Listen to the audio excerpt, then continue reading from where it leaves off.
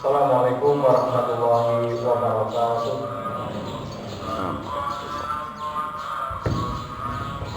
Alhamdulillahirabbil alamin.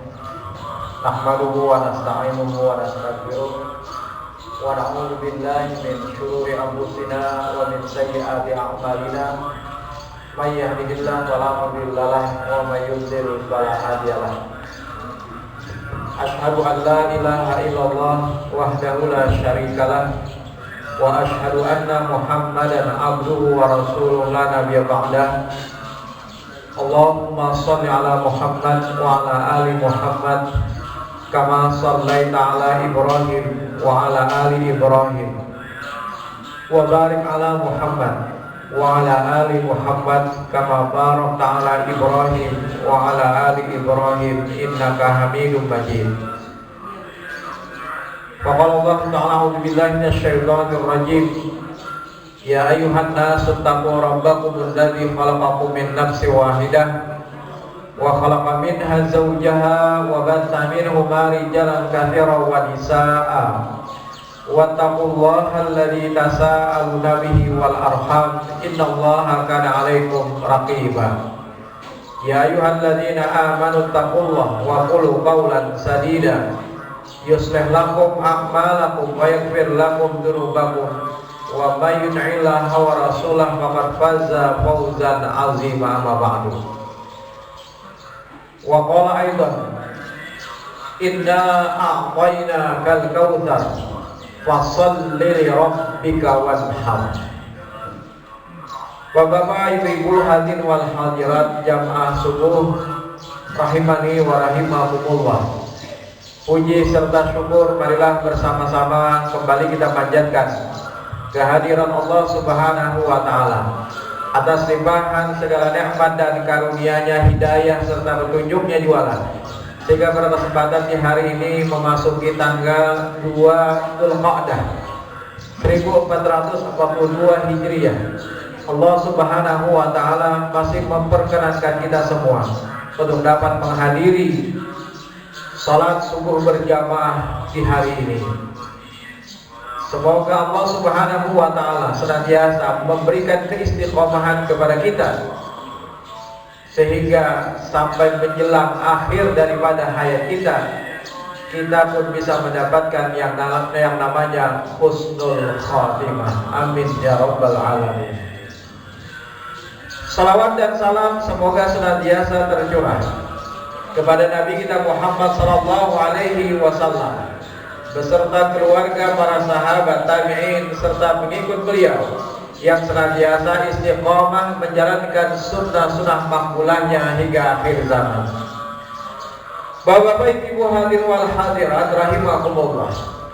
Dalam sebuah hadis Nabi sallallahu alaihi wasallam yang diriwayatkan oleh Abu Hurairah, an Abi Hurairah radhiyallahu anhu, anna Rasulullah sallallahu alaihi wasallam qala, dari Abu Hurairah radhiyallahu anhu, sesungguhnya Nabi sallallahu alaihi wasallam pernah bersabda, as-saumu yauma tasumuna, yang dinamakan dengan saum itu adalah hari kalian berpuasa, wal fitru yauma tuftiruna, yang dinamakan dengan al-fitru atau kita menyebutnya dengan Idul Fitri, yauma tuftiruna, hari kalian berbuka, kata Nabi.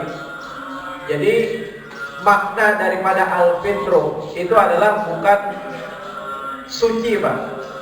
Sebab kalau suci itu ada tambahan tak marbutah, fitrah. Sementara dalam penyebutan Idul Fitri bukan Idul Fitrah. Maka dalam hal ini melihat kepada apa yang dimaksudkan dalam hadis Nabi sallallahu alaihi wasallam, bahwa yang dinamakan dengan al-fitru yauma tufiruna, yang dinamakan dengan al-fitru itu adalah hari kalian berbuka, karena haram hukumnya berpuasa tanggal 1 Syawal. Itu adalah hari kalian berbuka, kata Nabi, merayakan Idul Fitri, merayakan kembalinya kita setelah 1 bulan melaksanakan puasa, maka tanggal 1 Syawal itu wajib bagi kita untuk berbuka, tidak berpuasa lagi. kecuali di tanggal 2 dan seterusnya. Bahkan ada namanya puasa sunnah, puasa 6 hari di bulan Syawal kemarin yang kita melaksanakan, baik itu di tanggal 2 dan seterusnya sampai akhir daripada bulan Syawal. Jadi dari semenjak keluar dari tanggal 1 itu sudah boleh, Pak. Pokoknya tidak pada tanggal 1 Syawal, karena haram hukumnya seseorang berpuasa tanggal 1 Syawal, karena itu adalah kata Nabi apa? Hari kalian berbuka. Wal fitru yauma tuftiruna. Bahkan seseorang yang melaksanakan puasa sunnah Syawal, maka kata Nabi apa? Kasaumid dahar, bagaikan dia berpuasa selama 1 tahun. Luar biasa. Man sama Ramadana thumma atba'ahu sittan min Syawal, barang siapa yang dia berpuasa Ramadan kemudian diikuti dengan melaksanakan puasa 6 hari di bulan Syawal. Di situ disebutkan ada huruf thumma. Nah, ini menegaskan bahwa tidak mesti harus langsung, Pak. Jadi setelah 1 Syawal boleh, di tanggal 2, tanggal 3, kapan kita mampu atau punya kelapangan untuk melaksanakan puasa. Maka itu Nabi menyebutkan thumma, bukan wa. Jadi hurufnya itu adalah dengan kata sambung thumma, bukan waw ataf atau waw penghubung. Sebab kalau seandainya wawnya penghubungnya itu adalah huruf waw, maka otomatis kita harus langsung segera melaksanakan puasa tersebut. Misalnya man shoma Ramadana wa atba'ahu, berarti langsung, Pak, tidak boleh lagi ada jeda. Tapi ternyata Nabi menyebutkan huruf thumma.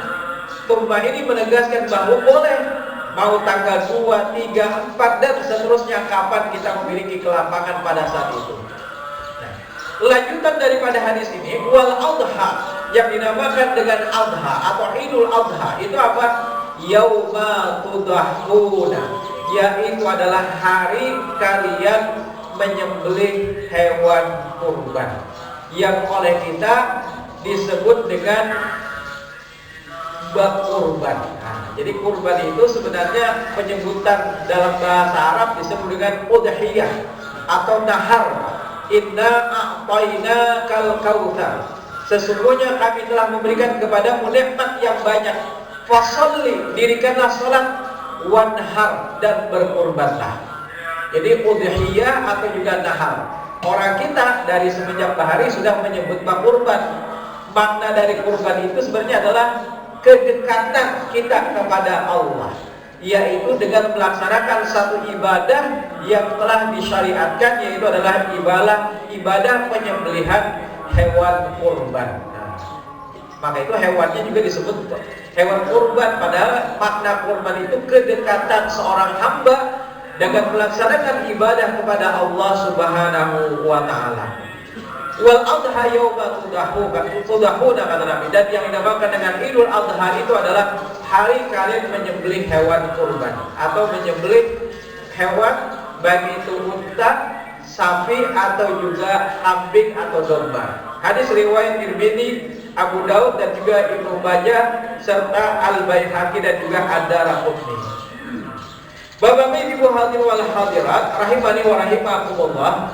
Oleh karena itu momen daripada Dzulhijjah yang insyaallah tidak lama lagi akan datang, sekitar 1 bulan lagi, Pak, karena ini sudah tanggal 2 Dzulqa'dah, berarti sekitar 28 hari lagi kita akan menghadapi yang namanya bulan Dzulhijjah, di mana bulan ini adalah momen yang jangan sampai kita lewatkan begitu saja.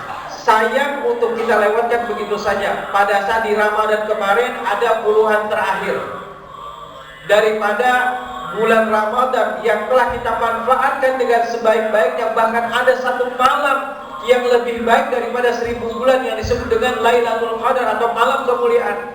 Nah, mari sama-sama kita juga memperhatikan 10 pertama atau juga puluhan daripada bulan Dzulhijjah ini yang sayang sekali kalau seandainya kita lewatkan.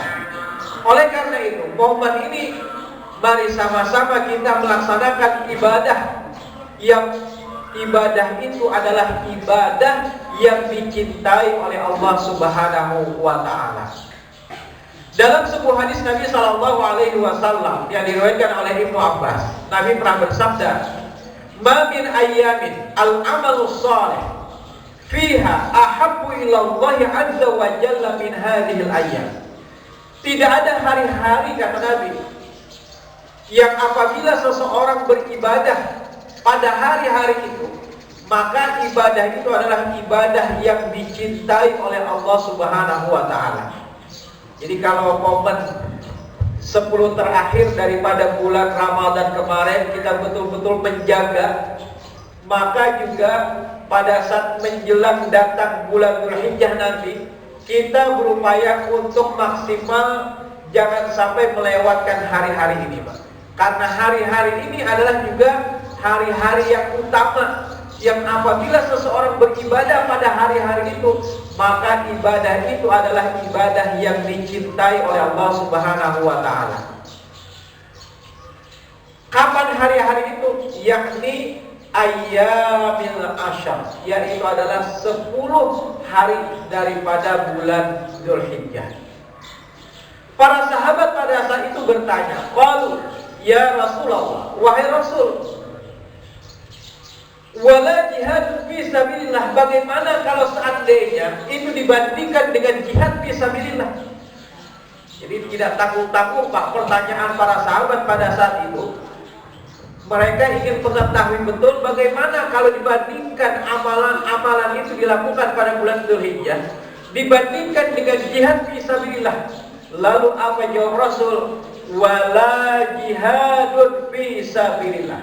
Termasuk juga adalah tidak juga bisa dibandingkan dengan jihad fi sabilillah illa rajulun, kecuali rajulun kharaja bi nafsihi wa malihi, yang seseorang keluar berjihad dengan dirinya, jiwanya, dan juga dengan hartanya, falam yarji' min dzalika bi syai', dan dia tidak kembali daripada jihad tersebut sedikit pun. Karena semulia-mulianya seseorang meninggal dunia itu adalah wafat dalam keadaan syahid atau syahidah daripada jihad. Maka amalan-amalan 10 hari daripada bulan Dzulhijjah itu adalah lebih dicintai oleh Allah Subhanahu wa taala. Ini menegaskan bahwasanya betapa pentingnya, maksudnya hari-hari itu yang sangat sayang untuk kita lewatkan begitu saja. Jadi dibandingkan dengan jihad fisabilillah pun Rasulullah SAW membandingkan yang sebesar itu. Kecuali kalau seseorang, kata Rasul, yang berjihad, dia tidak kembali dengan jiwa dan hartanya daripada jihad tersebut. Bapak-bapak, ibu hadirin wal hadirat rahimani wa rahimakumullah, saking pentingnya hari-hari itu, sampai-sampai juga Allah Subhanahu wa taala bersumpah demi waktu-waktu tersebut sebagaimana yang termaktub dalam surah Al-Fajr. Allah Subhanahu wa taala berfirman, wal fajr, diawali dengan huruf waw. Wawnya adalah dalam ayat ini kepada 10 hari daripada bulan Dzulhijjah. Walayalin asyar. Wasyaf'i wal watar, demi yang genap dan yang ganjil. Apa itu yang genap, Pak? Yaitu adalah tanggal 10 Dzulhijjah, yang seseorang pada saat itu melaksanakan yang namanya penyembelihan hewan kurban. Wal watar, watar itu apa? Yang ganjil itu apa, Pak? Yaitu adalah seseorang melaksanakan salah satu puasa sunnah yang dianjurkan oleh Rasul Sallallahu Alaihi Wasallam, yang disebut dengan puasa hari Arafah. Dalam sebuah hadis Nabi Sallallahu Alaihi Wasallam, Shaumu yaumi Arafah, puasa di hari Arafah itu, Pak, ahtasibu ala Allah, aku berharap, kata Nabi, akan dapat menghapuskan dosa, ayyukaffiras sana allati qablahu wallati ba'dahu, dapat menghapuskan dosa 1 tahun sebelumnya dan 1 tahun setelahnya, Pak. Luar biasa. Jadi berpuasa Arafah di hari Arafah. Terkait dengan hari Arafah, Pak, walaupun di tahun kemarin misalnya sekalipun tidak ada yang melaksanakan ibadah haji, tapi alhamdulillah kan pada saat di tahun kemarin ibadah haji itu masih ada yang melaksanakan walaupun hanya orang-orang di sekitar Arab Saudi saja atau orang-orang yang mukimin. Nah, di tahun ini ternyata jamaah haji Indonesia kembali untuk tahun kedua tidak bisa diberangkatkan lagi, Pak. Entah apa alasan daripada pemerintah. Ada yang menyebutkan dalam berita yang ada di TV karena ingin melindungi masyarakat dari darurat bahaya pandemi. Kalau memang alasannya adalah seperti itu, ingin melindungi masyarakat dari darurat bahaya pandemi, maka itu adalah tugas yang semestinya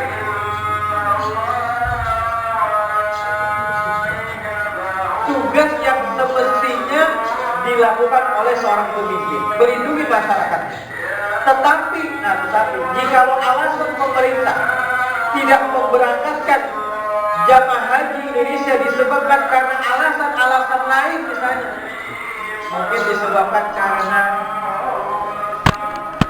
misalnya tidak becusnya mengurus keberangkatan, berarti ini adalah sebuah kegagalan pemerintah dalam memberikan hak kepada masyarakatnya melaksanakan ibadah, padahal Indonesia adalah negara yang mayoritas muslimnya.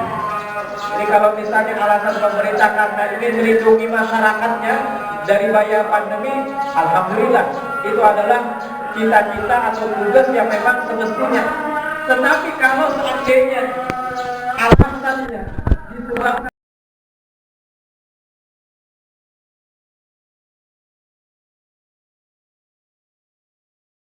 adalah negara yang mayoritas muslimnya. Jadi kalau misalnya alasan pemerintah karena ingin melindungi masyarakatnya dari bahaya pandemi, alhamdulillah itu adalah cita-cita atau tugas yang memang semestinya. Tetapi kalau seandainya alasannya disebabkan karena tidak becusnya mengurus jamaah haji, keberangkatan jamaah haji, entah itu pemondokannya dan segala macamnya, yang berlarut-larut sampai akhirnya sampai detik ini belum juga terurus, maka berarti itu adalah sebuah kegagalan dari sebuah kepemimpinan. Padahal Indonesia adalah negara yang mayoritas muslimnya yang terbesar. Nah, Bapak-bapak, Ibu hadirin hadirat rahimakumullah, tetapi tidak perlu khawatir. Pian yang di tahun ini misalnya sudah mendapatkan porsi keberangkatan, insya Allah pahala niat pian itu sudah dicatat oleh Allah Subhanahu wa Ta'ala. Tidak perlu risau, tidak perlu khawatir. Insya Allah niat itu sudah mendapatkan ganjaran dari Allah Subhanahu wa Ta'ala. Amin ya rabbal alamin. Bahkan dalam keseharian ada amal-amal, kata Nabi, yang bisa mengantarkan kita untuk bisa mendapatkan pahala yang semisal dengan haji, Pak. Jadi dalam keseharian ada amal-amal yang apabila seseorang melakukan amal-amal tersebut, maka pahalanya semisal haji. Walaupun memang tidak bisa mengalahkan yang namanya ibadah haji. Ibadah haji kan pada saat kita di Masjidil Haram, apabila kita sholat, maka pahalanya adalah 100.000 kali dibandingkan sholat di masjid yang lain. Kalau kita sholat di Masjid Nabawi, pahalanya adalah 100.000 kali 1.000 kali dibandingkan sholat di masjid yang lain. Memang pahala daripada keutamaan melaksanakan ibadah haji itu luar biasa. Tetapi ada amalan-amalan yang apabila seseorang melakukan amalan tersebut, maka kata Nabi semisal dengan haji. Apa saja amalan tersebut, Pak? Pertama adalah sholat 5 waktu berjamaah di masjid, Pak. Sholat 5 waktu berjamaah di masjid itu luar biasa, Pak, ternyata pahalanya. Semisal dengan haji, Pak. Kemudian yang kedua adalah menghadiri majlis-majlis ilmu, termasuk yang kita adakan di subuh kali ini. Pian hadir dari rumah berangkat ke sini, bukan hanya tujuannya melaksanakan ibadah. Tujuan pertama adalah melaksanakan sholat subuh berjamaah. Tujuan kedua adalah menghadiri majlis ilmu, maka pahalanya itu juga adalah semisal dengan haji, Pak. Kemudian apa lagi, Pak? Melaksanakan sholat 2 rakaat setelah munculnya matahari atau juga terbitnya matahari, yang disebut dengan sholat 2 rakaat di awal waktu duha, yang oleh Ibnu Abbas disebut dengan sholat isyraq. Jadi setelah matahari sudah lewat daripada garis horizon, jangan pada saat matahari masih berada pada garis, karena itu adalah waktu-waktu yang terlarang, Pak. Kita lewatkan. Menurut para ahli hisab, bahwasanya waktu yang tepat itu adalah sekitar 5 sampai dengan 15 menit. Jadi kita lewatkan. Mungkin kalau kita hendak cepat-cepat, mungkin buru-buru karena setelah ini ada urusan, 5 menit barang kita lewatkan dari waktu isyraq atau syuruk. Kemudian selanjutnya apalagi pahalanya yang bisa mengantarkan kita untuk mendapatkan pahala semisal dengan haji, yaitu adalah zikir ba'da sholat. Zikir setelah sholat, kita membaca istighfar, astagfirullah. Setelah kita salam tadi, astagfirullah, astagfirullah, astagfirullah, Allahumma anta salam wa minka salam, tabarak ya dzal jalali wa ikram, dan seterusnya. Kemudian kita membaca tasbih, tahmid, takbir sebanyak 33 kali masing-masing. Kemudian kita genapkan atau sempurnakan menjadi 100 dengan menyebutkan kalimat la ilaha illallah wahdahu la syarikalah, lahul mulku wa lahul hamdu wa huwa ala kulli syai'in qadir. Kemudian selanjutnya adalah pahala yang bisa mengantarkan kita mendapatkan pahala semisal dengan haji, itu adalah birrul walidain, bakti kepada kedua orang tua. Kemudian selanjutnya adalah umroh di bulan Ramadan, Pak. Kemudian yang ke-7 adalah bertekad atau berniat untuk melaksanakan ibadah haji. Baik itu pian yang sudah menyetor ibadah haji, atau mungkin karena belum cukup duitnya, karena mungkin masih mengumpulkan, belum ada lagi setoran haji, tetapi kita sudah meniatkan, Pak, meniatkan itu. Ternyata misalnya meninggal dunia, belum sempat lagi, jangankan menyetor, belum sempat, masih menabung lagi. Mungkin 50.000 atau mungkin 100.000 atau mungkin hanya jutaan dalam tabungan kita, tetapi niat kita untuk melaksanakan ibadah haji itu adalah pahalanya, kata Nabi, semisal dengan haji, Pak. Luar biasa. Nah, Bapak-bapak, Ibu hadirin wal hadirat rahimakumullah. Jadi wasyaf'i wal watar, demi yang genap dan yang ganjil. Yang ganjil itu adalah melaksanakan puasa di hari Arafah salah satunya. Walaupun misalnya jamaah haji tidak bisa melaksanakan ibadah haji di tahun kemarin, misalnya malah, tetapi alhamdulillah paling tidak kemarin itu kan mukimin di Mekah sana masih bisa melaksanakan ibadah haji. Tetapi sekalipun yang namanya tidak bisa, misalnya seorang pun yang bisa melaksanakan ibadah haji, maka puasa Arafah itu tidak tergantung kepada Arafah, pelaksanaan Arafah, tidak tergantung kepada hukum di Arafah. Yang penting tanggal 9 itu, Pak, tanggal 9 Dzulhijjah, maka kita disunnahkan untuk melaksanakan yang disebut dengan puasa Arafah. Jadi ada atau tidak jamaah haji yang umum, yang penting pada saat kita menepati tanggal 9 Dzulhijjah, maka Nabi mensunnahkan bagi kita yang tidak berangkat ibadah haji untuk melaksanakan puasa Arafah. Nah, Bapak-bapak, Ibu hadirin wal hadirat rahimakumullah, oleh karena itu untuk mengisi 10 hari daripada bulan Dzulhijjah, bagi kita yang mungkin belum memiliki kesempatan untuk melaksanakan ibadah haji dan umrah di bulan atau di tahun ini, masih banyak ibadah-ibadah lain yang bisa kita manfaatkan momen ini dengan melaksanakan ibadah-ibadah yang wajib sampai dengan ibadah-ibadah yang sunnah. Jadi dari apa-apa amaliyah keseharian, amaliyah yang sudah dicontohkan oleh Rasul Shallallahu Alaihi Wasallam, tinggal kita teruskan saja. Di hari-hari yang 10, puasa Senin Kemis yang biasa melaksanakan itu, laksanakan di 10 hari ini.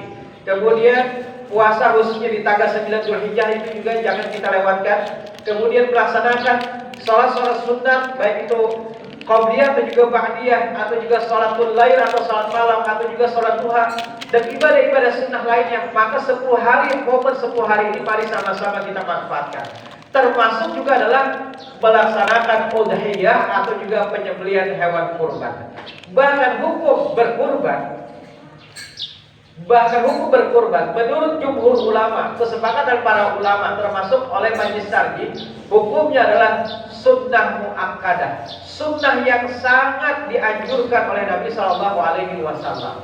Bahkan Nabi pernah bersabda, "Man wajada sa'atan falam yudahi." Barang siapa yang dia memiliki kemampuan, kelapangan untuk berkurban, tetapi dia tidak mau untuk berkurban, enggan untuk berkurban, fala yaqrabanna musallana, maka janganlah dia mendekati musalla kami. Tetapi maksud daripada fala yaqrabanna itu ada nun taukid, Pak. Jangan dia mendekati musalla kami ini bukan dalam arti jangan dia sholat di masjid, bukan, Pak. Kalau misalnya yang ada berkurban jangan sholat, bukan itu. Yang dimaksud dengan musalla itu adalah jangan dia mendekati tempat kami melaksanakan sholat Id. Nah, apa maksudnya? Maksudnya adalah membandingkan hukum sholat id yang hukumnya hanya sunnah saja, sunnah biasa, dengan melaksanakan ibadah kurban, maka lebih utama ibadah kurban. Bandingkan antara dua ibadah ini, kenapa dia mau melaksanakan sunnah biasa sementara terhadap ibadah yang hukumnya sunnah muakkadah dia enggan untuk melaksanakannya. Maka kata Nabi, fala yaqrabanna shalat. Buat apa dia melaksanakan ibadah sunnah biasa sholat id sementara dia enggan untuk melaksanakan kurban? Ini bagi mereka yang memang ada kelapangan atau kemampuan. Tapi kalau seandainya tidak ada kelapangan, tentu gugurlah yang namanya hukum tersebut. Jadi bagi mereka yang hanya memiliki kelapangan saja tetapi enggan untuk berkurban. Bahkan di dalam mazhab Hanafiyah menyebutkan bahwa hukum berkurban itu adalah wajib, Pak. 1 kali dalam setahun. Nah, jadi bagi dalam pendapat jumhur ulama, kesepakatan kebanyakan para ulama hukumnya adalah sunnah muakkadah, sunnah yang sangat dianjurkan. Dan tidak ada hubungannya antara kurban dengan akikah. Misalnya bahari pian belum diakikahi orang tua, kayak mana hukumnya? Apakah kami berakikah dulu? Tidak ada hubungannya, Pak. Akikah itu adalah dulu. Tudbahu yauma sabi'ih, yang dipotongkan padanya di hari ke-7. Tidak ada hubungannya dengan kurban. Kurban. Pian misalnya bahari kada diakikahi oleh orang tua, lewat dari 7 hari, 14 hari, 21 hari, maka gugur sudah hukum daripada akikah itu. Tidak ada hubungannya. Apakah misalnya harus berakikah dulu? Maka tidak ada hubungannya. Sekarang alhamdulillah kita diberikan kelapangan oleh Allah, kemampuan untuk berkurban, maka berkurbanlah lebih utama. Ya sudah, hukum yang sudah lewat, maka tentu ya sudah tidak menjadi kewajiban bagi kita lagi. Orang tua bahari misalnya ada mengakikahi kita, atau mungkin sidin karena tahu hukum akikah, ya sudah lewat. Yang penting apa yang ke depan, yang inilah yang ingin kita laksanakan. Bapak-bapak, ibu hadirin wal hadirat rahimani wa rahimakumullah, terkait dengan pelaksanaan ibadah kurban, maka ada beberapa ketentuan yang ada di dalam dalil, baik itu ayat Al-Quran maupun hadis Nabi SAW. Mudah-mudahan sempat, kalau tidak sempat mungkin hanya sebagian, di lain kesempatan kita akan bahas. Bapak-bapak, ibu hadirin wal hadirat rahimakumullah, Allah Subhanahu wa taala berfirman di dalam surah Al-Kautsar, "Inna a'tainakal kautsar fashalli li rabbika wanhar." Kemudian di dalam surah Al-Hajj ayat 37, Allah juga berfirman, "La yanalallahu luhumuha wala dima'uha." Daging-daging unta itu dan darah-darahnya sekali-kali tidak dapat mencapai keridhaan Allah. Walakin yanaluhut taqwa. Akan tetapi ketakwaan dari kamulah yang dapat mencapainya. Jadi ibadah kurban itu bukan berkenaan dengan hanya darahnya atau juga daging kurban tersebut, tetapi maksud daripada ibadah itu adalah nilai ketakwaan dari seseorang. Seseorang merasa dia beriman, bertakwa kepada Allah, maka dengan serta-merta dia ringan untuk melaksanakan yang namanya ibadah kurban. Kemudian selanjutnya adalah di dalam surah Al-Hajj ayat 36, ayat sebelumnya, fa idza wajabat junubuha, apabila hewan kurban itu telah roboh atau mati, maka itu panitia mengusahakan bahwasanya jangan dulu dikuliti. Jangan dulu dikuliti sapi itu kecuali setelah jelas sapi itu sudah mati dari penyembelihan. Dilihat dari matanya atau mungkin dari buntutnya. Tapi kalau seandainya masih bergarak-garak, Pak, maka biarkan saja dulu dia mati dalam keadaan penyembelihan. Khawatirnya kalau seandainya panitia mengkuliti dahulu, matinya itu bukan karena sembelihan akhirnya, Pak. Justru karena pengulitan yang akhirnya nanti jadi bangkai. Jadi kalau bisa biarkan dulu beberapa saat, setelah dia nyata-nyata betul, baru kita istilahnya gawi, kita kuliti dan seterusnya. Tapi kalau seandainya belum nyata mati, masih bergarak-garak, biarkan saja dia mati dalam keadaan penyembelihan, disebabkan karena penyembelihan. Kemudian pembagian daripada hewan kurban, Allah sendiri yang menegaskan di dalam surah ini ayat 36, fakulu minha, makanlah sebagiannya. Jadi sohibul kurban itu boleh diberikan bagian daripada hewan kurban. Jadi boleh pembagiannya itu sepertiga untuk sahibul kurban. Yang kedua adalah wa'atimul qani', berikanlah juga kepada orang yang tidak meminta-minta. Jadi orang-orang sekitar yang mereka mungkin tidak meminta-minta, maka berikan saja Pak, baik itu orang kaya atau juga orang yang miskin. Kemudian wal mu'tar. Mu'tar ini orang yang meminta-minta, fakir miskin kita berikan. Jadi pembagiannya sepertiga untuk sahibul kurban, sepertiga untuk yang tidak meminta-minta atau masyarakat yang ada di sekitar. Kemudian yang ketiga adalah untuk fakir dan miskin. Ini pembagiannya. Untuk berapa onnya atau berapa kilo itu terserah kepada panitia saja, kebijakan panitia. Jadi tidak ada penegasan harus sekian on di dalam Al-Quran maupun hadis. Yang penting bagian daripada hewan kurban itu dibagi daripada tiga golongan ini. Adapun misalnya sahibul kurban, orang yang berkurban, aku di sini rancak aja sudah makan, aku kada hendak bariakan aja fakir miskin, maka silahkan, itu lebih utama bahkan. Maksudnya itu sidin hendak mengambil silahkan, maksudnya diberikan oleh panitia sebagai hadiah, tapi jangan memilah-pilih Pak. Aku kena di sini hendak pahanya, aku kena sidin hendak ininya, itu kalau boleh Pak. Jadi silahkan saja pada saat kita berkurban, kita sudah menyuguhkan ini adalah secara total lillahi ta'ala.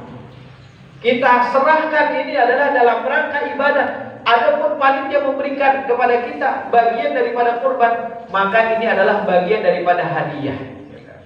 Asal jangan berpilah-pilih Pak tadi. Kemudian selanjutnya apa terkait dengan hewan kurban? Panitia sudah uyuh memilih hakam. Ini kadang-kadang ada omongan di belakang dari jamaah, kenapa ya sapi kelompok kami tak urus dibandingkan sapi kelompok lain. Ini ada saja Pak di antara orang-orang yang ngomong di belakang.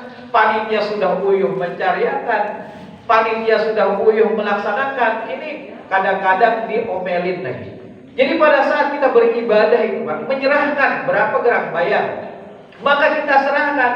Berarti itu secara total adalah sebagai bagian daripada ibadah kita kepada Allah Subhanahu wa Ta'ala. Insya Allah antara yang satu dengan yang lain itu pahalanya sama, tergantung keikhlasan kita. Adapun sapi kelompok satu ternyata gana sedikit, sapi kelompok dua tak kurus sedikit, karena kawan panitia memilih yang persis ukurannya sama, karena kawan panitia mungkin juga ada keterbatasan. Maka dalam hal ini bagi kita yang mungkin tak urus sapinya, kelompoknya, jangan sakit kepada panitia. Yang penting kita sudah menyerahkan ini kepada panitia, bagian daripada ibadah kita, maka insya Allah pahala yang kita terima juga akan sama. Kecuali kalau misalnya ada beda, sapi super misalnya 3.500.000, sapi biasa 2.500.000, biar pilih yang mana. Nah itu tentu pahalanya beda. Tapi kalau misalnya semuanya sama, sapinya bayar misalnya 2.500.000, insya Allah pahala yang dia terima itu akan sama, tergantung keikhlasan masing-masing. Nah Bapak Ibu hadirin wal hadirat rahimani wa rahimakumullah. Nah ini pembagiannya jadi 3 bagian tadi. Adapun ternyata bagi mereka yang tidak ingin mengambil ya silakan, tidak masalah. Nah kemudian selanjutnya adalah kriteria daripada hewan kurban. Kita gimana? Kriteria daripada hewan kurban, maka usahakan cari yang terbaik Pak. Jangan dipilih yang kurus-kurus. Atau misalnya biar mencari mana masjid yang paling murah kurbannya, jangan. Ya pilih mana yang terdekat dari kita, atau mungkin yang biasa kita berkurban. Misalnya kita biasa berkurban mungkin di sana karena dekat keluarga, atau mungkin biasanya di sana banyak kawan-kawan, silakan.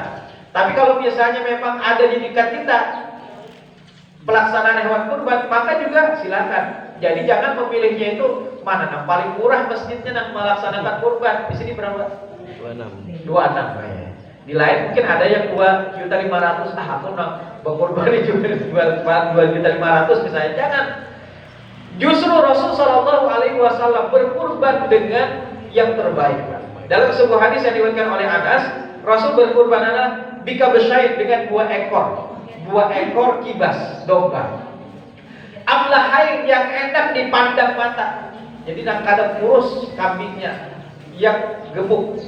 Akranain yang memiliki 2 tanduk. Dalam riwayat yang lain disebutkan azimain yang besar-besar. Saminain, samin itu artinya gemuk-gemuk kambingnya.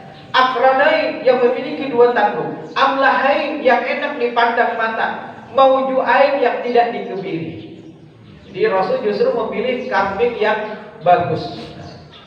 Kemudian yang pertama, Nabi, kalau kita mungkin berkurban itu sekurang-kurangnya untuk satu keluarga itu satu ekor, satu jiwa, sekurang-kurangnya, bukan satu ekor, maaf, satu jiwa dalam satu keluarga itu sekurang-kurangnya. Tapi kalau misalnya pihak memiliki kelapangan harta, alhamdulillah, nah rezeki di tahun ini lumayan misalnya, pihak hendak berkurban lebih daripada satu jiwa dalam keluarga itu silahkan.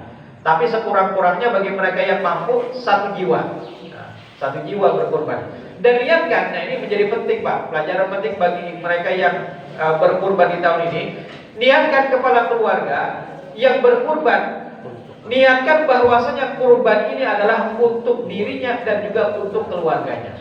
Dan itu ditegaskan dalam sebuah hadis Nabi SAW. Jadi pada saat itu Nabi berkurban dengan 2 ekor kibas. Satu kibas untuk siapa? An ummatihi liman syahidallah bitauhid. Yang satu ekor kibas yang dikurbankan Nabi itu adalah untuk umatnya yang telah bersyahadat dengan tauhid. Jadi bagi mereka yang tidak mampu berkurban sampai di akhir hayatnya, maka itu sudah tercukupi dengan kurban yang dilakukan oleh Rasul Sallallahu Alaihi Wasallam bagi mereka yang tidak mampu berkurban. Kemudian yang satu lagi untuk siapa? Yaitu adalah an Muhammadin wa an ali Muhammadin. Untuk Nabi Muhammad. Jadi Nabi menyembelih satu ekor kibas lagi adalah untuk diri beliau dan juga untuk keluarga beliau. Jadi satu jiwa misalnya dalam satu keluarga, maka niatkan untuk sidin dan juga untuk keluarga. Nah, Bapak Ibu hadirin wal hadirat rahimakumullah. Jadi pada saat pian misalnya meniatkan sudah di tahun ini berkurban, masih buka loh. Masih buka aja panitia. Alhamdulillah.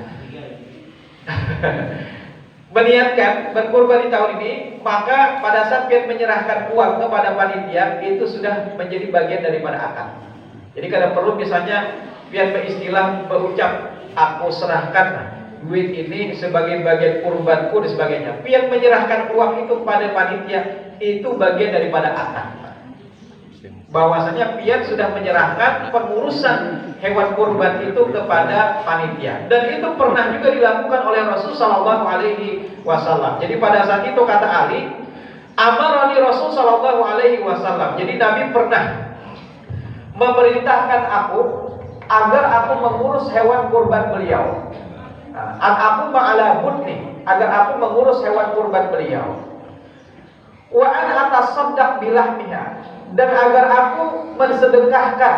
Jadi kata Ali bin Abi Thalib, Nabi pernah memerintahkanku untuk mengurus hewan kurban beliau. Walaupun suatu ketika Nabi pernah memang menyembelih hewan kurban itu beliau sendiri yang menyembelihnya, Pak. Jadi memang kalau bisa shahibul kurban itu menyembelih hewan kurbannya dia sendiri. Tetapi ini bukan paksaan malah. Karena panitia memaksa shahibul kurban lah masing-masing menyembelih. Sidin jangankan menyembelih sapi, menyembelih ayamnya aku pada suah di sidin. Timbul gigitiran baik, timbul sapinya muka airnya. Jadi tidak perlu dipaksakan. Jadi boleh saja bagi mereka yang tidak mampu untuk menyembelih sendiri, wakilkan saja kepada panitia untuk menyembelihkan. Jadi tidak perlu dipaksakan. Nabi Shallallahu Alaihi Wasallam pun pernah juga mewakilkan penyembelihan hewan kurban beliau kepada Ali bin Abi Thalib pada saat itu. Jadi Ali bin Abi Thalib pernah diperintahkan oleh Nabi untuk mengurus hewan kurban beliau. Wa an atasaddaq bilahmiha, dan agar aku mensedekahkan daging-dagingnya. Wa ajillatiha, dan juga kulit-kulitnya, atau wajuludiha, kulit-kulitnya. Kemudian wa ajillatiha, dan semua bagiannya. Jadi pada saat seseorang itu berkurban, maka dia subuhkan semuanya itu adalah dalam rangka ibadah kepada Allah Subhanahu wa taala. Termasuk juga kulit-kulitnya, tetapi pemahaman kulit-kulitnya di sini bukan ditatak, potong-potong, malah kalau ternyata dipotong-potong kulitnya ternyata tabdir, mubazir, Pak. Daripada kurang karena mampu untuk mengolah kulit, gak senang aja sih. Kulit sedikit diolah cimur malang-alang, diolah kerupuk ada bisa aja sih. Akhirnya terbuat. Daripada seperti itu, maksud daripada hadis ini memang semua bagian kurban itu adalah dalam rangka ibadah. Disuguhkan semuanya dalam rangka ibadah kita kepada Allah Subhanahu wa taala. Maka dibagi semuanya, Pak. termasuk juga kulit-kulitnya. Tetapi pemahaman dari hadis ini sebenarnya adalah bagaimana kita mampu memanfaatkan semua bagian daripada kurban tersebut. Ya bisa saja misalnya nanti oleh panitia harganya misalnya satu kulit itu 150. Sebelumnya mungkin di hari sebelumnya panitia sudah mengeluarkan duit untuk menukar daging misalnya. Yang daging itu kita manfaatkan untuk diberikan kembali kepada fakir miskin.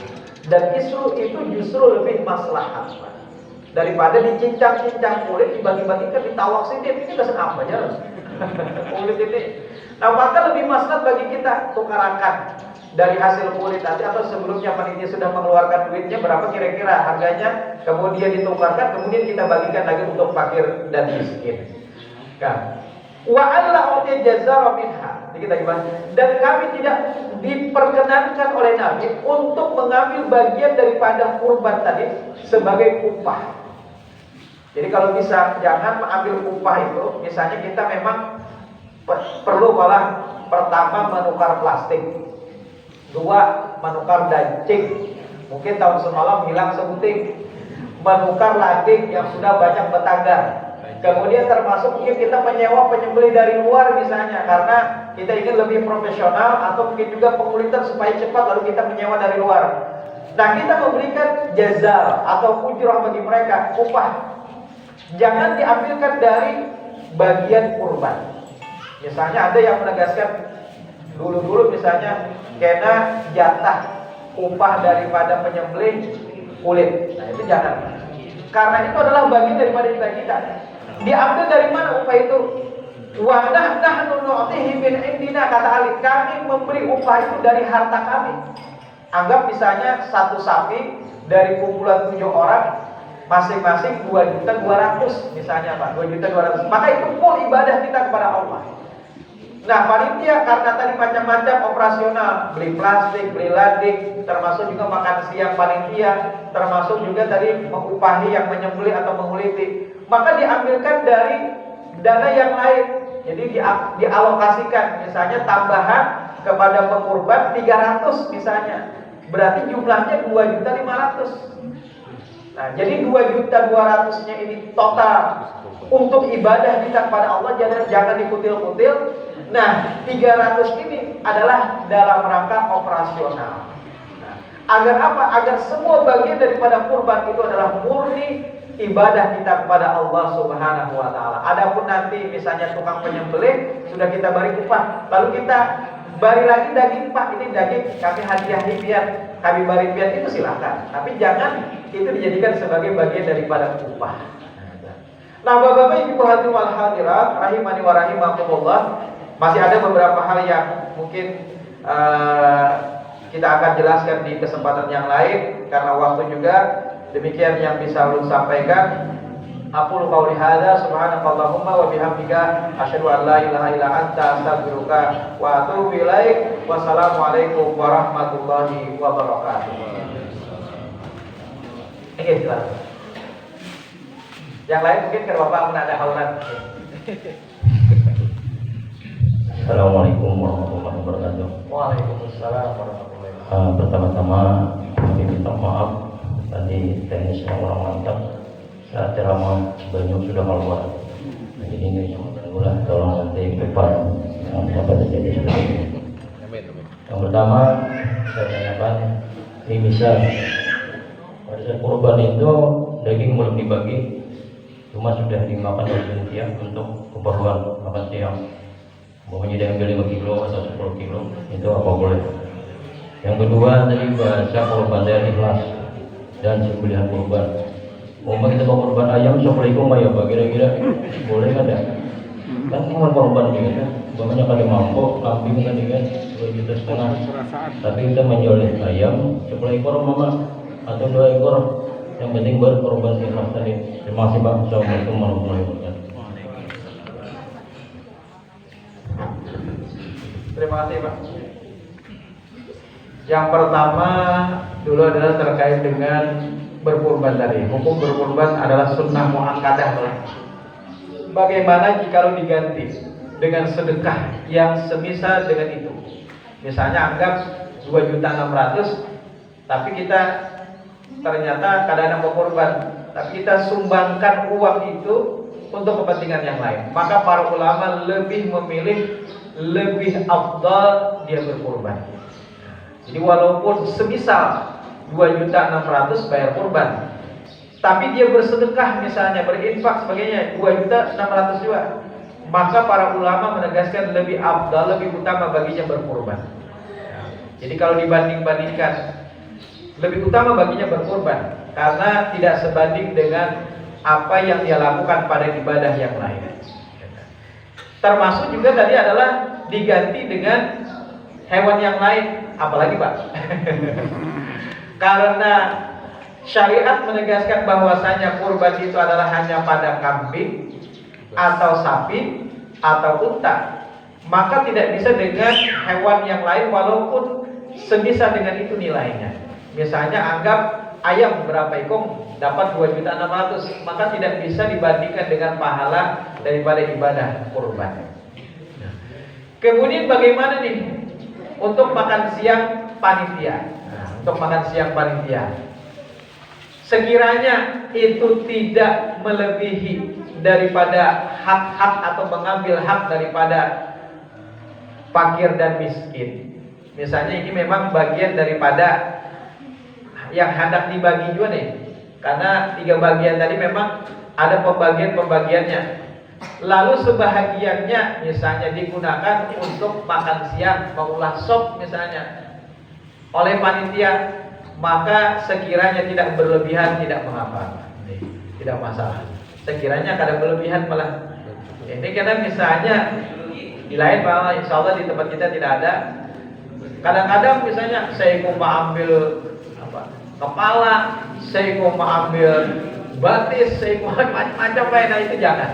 Jadi usahakan bahwasanya bagaimana kita berupaya untuk menjaga amanah daripada apa yang sudah diamanahkan oleh para sahibul qurban, sehingga kita betul-betul membagi sesuai dengan pembagian yang disyariatkan oleh Allah Subhanahu wa taala. Nah, adapun misalnya ternyata nanti di akhir kadang-kadang pun mengambil kepala misalnya, ya silakan, tidak masalah. Tapi jangan buru-buru misalnya aku nyisirin batisnya, akhirnya masing-masing menyimpuni, nah itu jangan sampai. Nah Bapak Ibu hadirin wal hadirat rahimani wa rahimakumullah, itu adalah 2 titik. Pertanyaan yang ketiga adalah kami ingin bertanya masalah pembagian harta warisan. Suami istri tidak memiliki anak, suami meninggal dunia, beliau mempunyai saudara seibu saja, laki-laki. Seibu laki-laki. Sedangkan istri masih hidup, mempunyai saudara kandung. Jadi suami meninggal dunia mempunyai saudara seibu, kemudian istri masih hidup mempunyai saudara kandung yang masih hidup 2 orang. Bagaimana pembagian warisannya? Nah, ulun sebenarnya lebih spesifik kepada hukum muamalah. Untuk lebih detailnya mungkin bisa ulun tanyakan nanti kepada kawan yang ahli di bidang waris. Tetapi secara umum bahwasanya apabila seseorang tidak memiliki anak, maka hak daripada waris itu adalah pertama kepada istri dulu Pak. Tetapi kalau dalam hukum waris di Indonesia, nah kalau hukum waris di Indonesia, dalam kompilasi hukum Islam di Indonesia, biasanya pembagian daripada harta suami dan istri itu ada disebut dengan harta gonogini dulu. Jadi harta gonogini setengah menjadi bagian suami, setengah menjadi bagian istri. Nah, jadi dalam kompilasi hukum Islam dibagi seperti itu dulu. Tapi dalam hukum Islam secara keseluruhan tidak. Nah, mana yang pian ambil kalau kita ke pengadilan agama pasti dibagi seperti itu dulu. Dibagi menjadi harta gonung ini, hak istri setengah, hak suami setengah. Nah, hak daripada suami itulah yang dia meninggal dunia yang akan dijadikan sebagai harta waris. Nah, harta waris. Istri mendapatkan sebagaimana yang ditentukan. Kemudian karena dia tidak memiliki anak, maka dilihat nanti ayah dan ibunya apakah masih ada atau sudah tiada. Kemudian ke samping saudara saudaranya. Nah, jadi dilihat ke samping daripada saudara-saudara dari yang meninggal dunia. Nah, itu yang akan mendapatkan bagian daripada waris. Ya seperti itu. Nah, tapi untuk detailnya mungkin karena bisa aja ulun ditanyakan kepada mereka yang bekerja di pengadilan tinggi agama. Ada lagi Pak? Cukuplah. Demikian yang bisa ulun sampaikan. Wassalamualaikum warahmatullahi wabarakatuh.